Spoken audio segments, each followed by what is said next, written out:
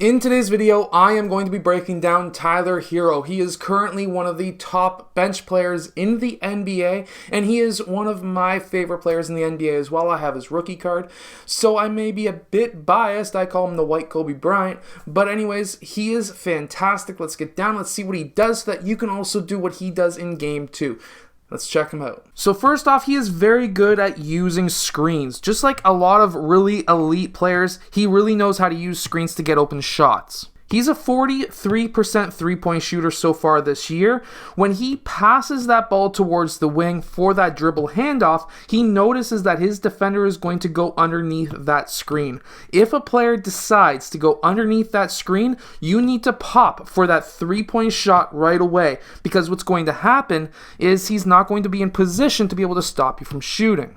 In this next play, he's using a screen and roll once again. When he attacks that net, watch where he hits on that backboard. It's always good to know how to use this backboard to your advantage. When he's attacking that rim, he keeps that ball at chest height, so it's very hard to swipe that ball away from him, and then he brings it up for a nice floater. However, watch where he hits on that backboard. He hits right there, and that is way far away than normal. Many coaches will say that they only want you to hit the top corner of that box. Now, that is, of course, a very good strategy that will get you a lot of points, but depending on different areas of the backboard, you'll notice that you can get that ball extremely hard to block, because that player may think that you're going to be aiming here, so there's going to be a lesser arc to that shot. But if you can maybe aim a bit farther over to the side, it's going to be harder to block because of goaltending.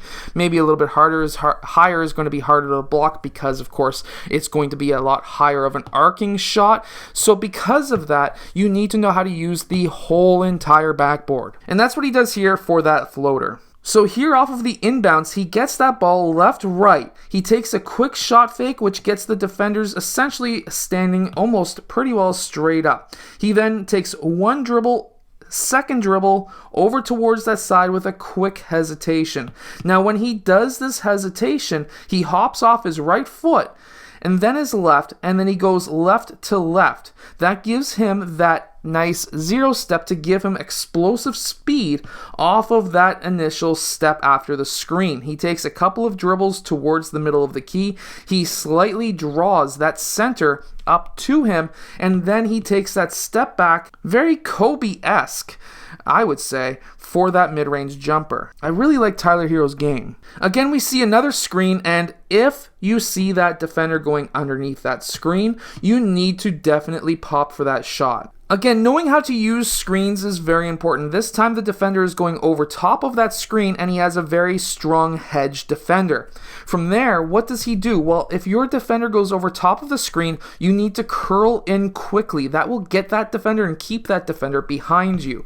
At this point in time, you can do a quick crossover to make sure that this defender stays behind you, and you're still drawing up that main defender or that hedge defender. When that happens, and if your roller continues to roll towards the basket, and if you're a screener and you're rolling towards the basket, never stop going towards the basket if you've already started, because then you'll be in this situation where you can get that pass and go up for a dunk.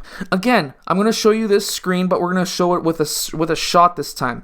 His defender goes over top of the screen and gets stuck behind Tyler Herro. Now, if you've got that situation happening and you curled in right after the screen and get your defender right behind you, you can go up for a shot and not have to worry about getting blocked. The reason is that defender can't go over top of your back, and you should have a quick enough shot to get it up as soon as you get around that screen, because now by the time you get up for your shot and release, it's going to be way too late for that defender to recover and block your shot. You need to have a quick shot, obviously, but this is one of the ways that you can score very easily. Now, even though Tyler Herro is not a big man, he knows how to set screens and how to use them to his advantage. Here, he sets that screen. He notices that this player is slightly cheating to go over top of the screen, and his defender is slightly cheating to be a hedge man.